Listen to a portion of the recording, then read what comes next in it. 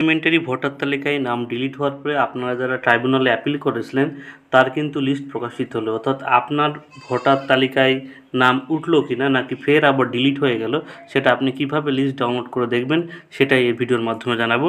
ভিডিওটি অবশ্যই প্রথম থেকে শেষ পর্যন্ত দেখবেন। লিস্ট ডাউনলোড করতে আপনাকে গুগলে আসতে হবে, লিখতে হবে NVSP, লিখে সার্চ করার সাথে সাথে ভোটার অপশন আসবে। ভোটার অপশনে ক্লিক করার পর আপনার সামনে এমন একটা ইন্টারফেস খুলে যাবে, অফিসিয়াল পেজ। এখানে দিক থেকে প্রথমে লেখা আছে ডাউনলোড ইলেকট্রাল রোল, এখানে ক্লিক করবেন। এখানে ক্লিক করার সাথে সাথে আপনাদের সামনে আর একটা ওপেন হয়ে যাবে অফিসিয়াল পেজ। এখান থেকে আপনি ক্লিক করে আপনার স্টেটটা প্রথমে সিলেক্ট করে নেবেন, ঠিক আছে।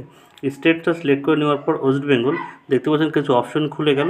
এখানে তারপর লেখা আছে দেখতে পাচ্ছেন রোল টাইপ, এই রোল টাইপে ক্লিক করবেন। রোল টাইপে ক্লিক করার সাথে সাথে দেখতে পাচ্ছেন দুটো লিস্ট কিন্তু আপনার সামনে ওপেন হচ্ছে, appeal tribunal supplement list number 1 এবং appeal tribunal delete list number 1। যদি প্রথম লিস্টে আপনার নাম থাকে তাহলে পার্মানেন্টলি আপনার নামটি ভোটার লিস্টে উঠে গেল এবং আপনি ভোট দিতে পারবেন।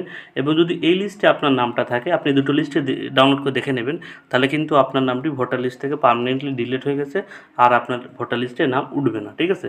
এরপর যে ডিস্ট্রিক্ট অপশনটা আছে, ক্লিক করে ডিস্ট্রিক্টটা সিলেক্ট করে নেবেন।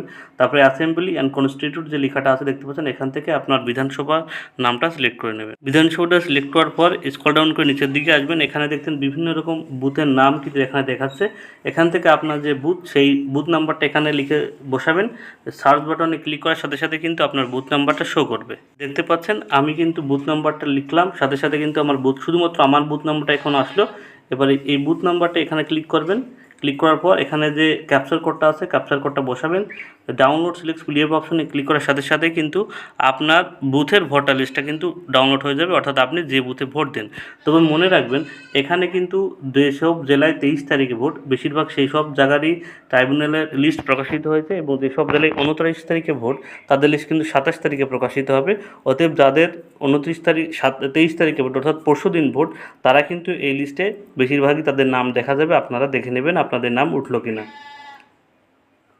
এইভাবে খুব সহজেই আপনার হাতে থাকা মোবাইলের মাধ্যমে আপনার ট্রাইব্যুনালের লিস্টটা ডাউনলোড করে দেখে নিন আপনার ভোটার লিস্টে নাম উঠলো কিনা। অর্থাৎ এরকম লিস্ট আসবে এবং লিস্টে যদি কোনো দেখতে পাচ্ছেন এইভাবে নাম থাকলেই বুঝতে পারবেন আপনার ভোটার লিস্টে নাম উঠে গেছে। আর যেসব বুথ কেন্দ্রের ভোটার লিস্ট ডাউনলোড করার পর এই লেখাটা আসছে, তাহলে মনে করবেন আপনাদের ট্রাইব্যুনালের যে অ্যাপ্লিকেশন করছেন সেটা এখনও 100% আছে, এখনও সেটা দেখা কমপ্লিট হয়নি। এর কিন্তু পরের লিস্টে আপনাদের নাম হয়তো আসবে, কারণ এটাও কিন্তু সাপ্লিমেন্টারি লিস্টের মতো পরপর কিন্তু লিস্ট প্রকাশিত হবে ট্রাইব্যুনালের। আশা করি সবাই বুঝতে পেরেছেন।